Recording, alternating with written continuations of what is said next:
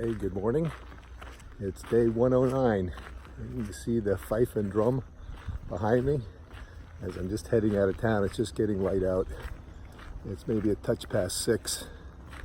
And wanted to get an early start. I've got the mile and a half walk back to the trailhead on the road this morning.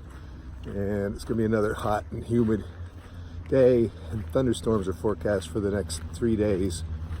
Not as much a chance today, but I'd still like to get to the shelter that I think is at like 17 miles.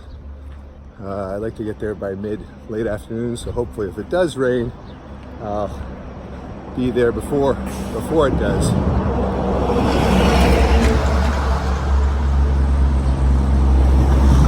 Just hear the trucks going by.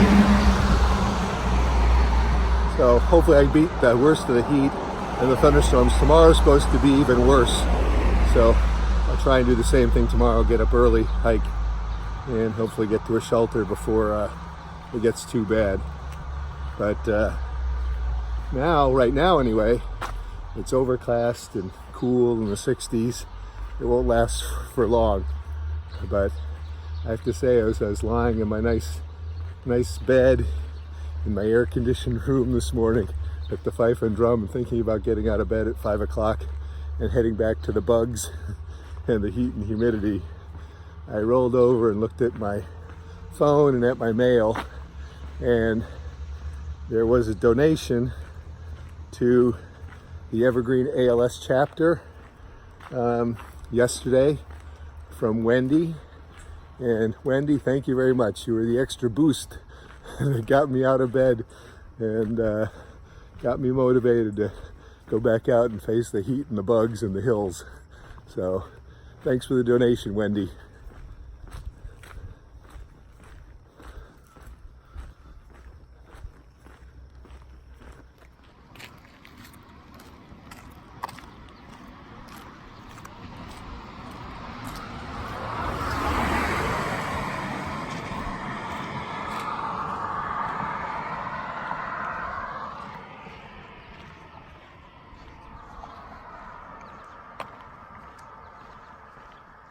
Just still heading out of Kent here. It's pretty with the fog or the mist, whatever you want to call it, on the Housatonic River.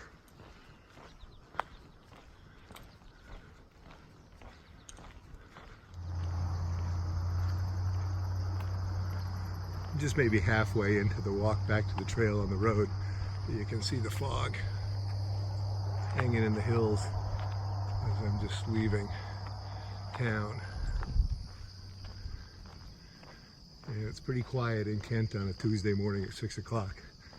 I had a little bit of hope maybe I would be able to hitch a ride or get a ride back to the trail, but I think maybe one car has passed me in the last 15 minutes, so don't think that's going to happen. But it's pretty nice out, so it's not a big deal.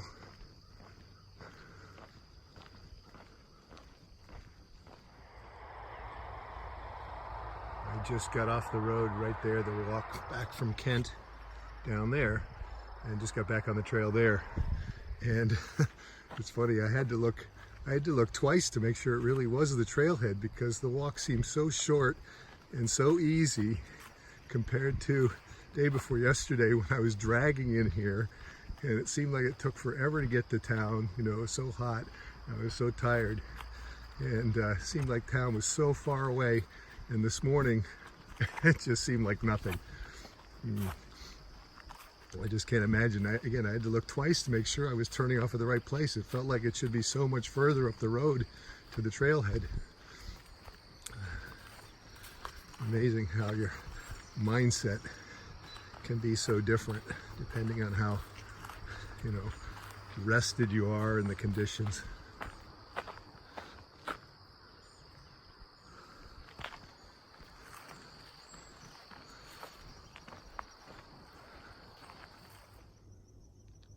This is on top of Caleb's Peak. You can see no view with the clouds and the fog, but you know what? The climb up here wasn't too bad, mostly because it was steep and it was long, but mostly because it wasn't sunny and it wasn't 2 in the afternoon. So I think I'll trade off no view for cloudy and cool. There'll be plenty more great views up ahead, I'm sure. Now there is supposedly a particularly nasty descent. As I've said before, it's never good when they name a climb or a descent. This one is something called St. John's Ledges. And no one has very many good things to say about it, so I'll let you know.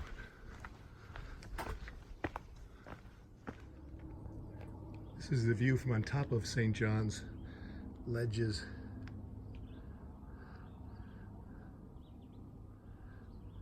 Probably a better view from right there, but I don't feel like scrambling down there and then scrambling back up.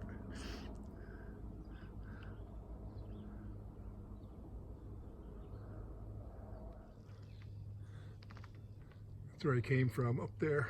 It was kind of fun, actually. Super steep, but I have to say though, times like that, I do make sure I go extra slow and I'm extra cautious when I think about the fact that I'm right now hiking alone and there's no one around. So I've seen a couple people this morning, southbound through hikers, but if I did fall or do something stupid, it might be a while before anyone came across me to help. So just take your time, go a little bit slower. That'll be a good thing. But I think that was the worst of it.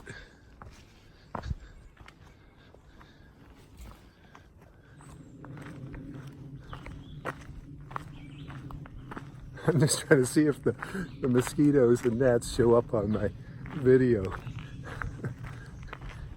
Every time I think it can't get any worse, they send more legions of bloodsuckers after me. Seemed like it was mostly gnats for a while, but definitely full-on mosquitoes have joined the party here the last couple days, and there are just hordes of them around me right now. And my question right now is, I typically would stop for a break in the morning after 2.5 hours, something like that.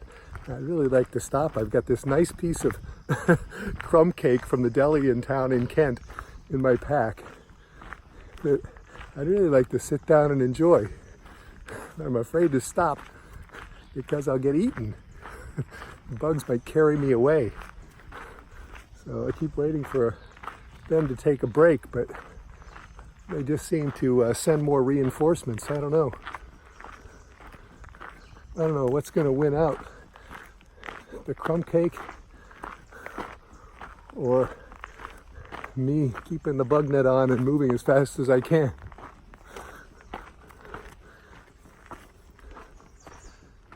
I can hear them.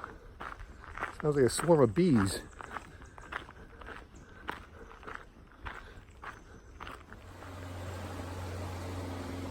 Those rocks look like the perfect place for a break. Do you suppose the mosquitoes will be even worse down here? Maybe they'll be better. A little bit of breeze on the corner here. Let's see.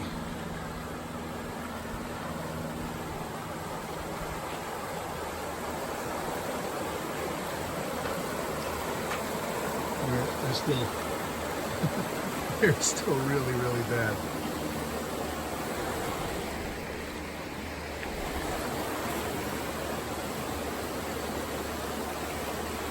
I don't know if it shows up in the video, but you see all the birds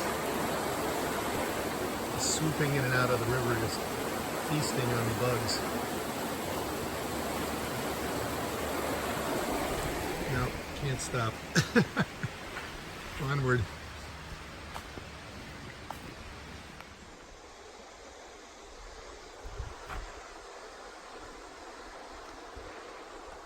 I haven't looked at the exact mileage, but the trail here, the AT hugs the river here for several miles. Must be at least 3 or 4, something like that. It's really, really pleasant. So nice to hear the sound of the river.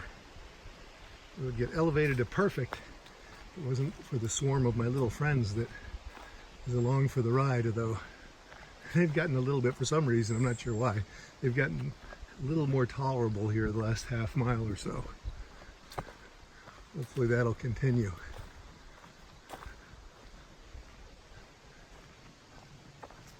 I think I've got at least another mile or more of just this flat walk along the river. Great trail too. Nice and smooth and soft.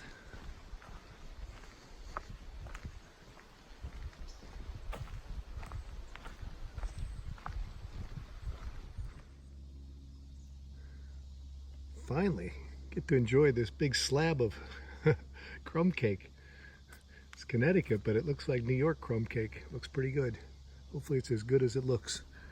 Nice spot here. Bugs aren't too bad. Crumb cake. Second breakfast.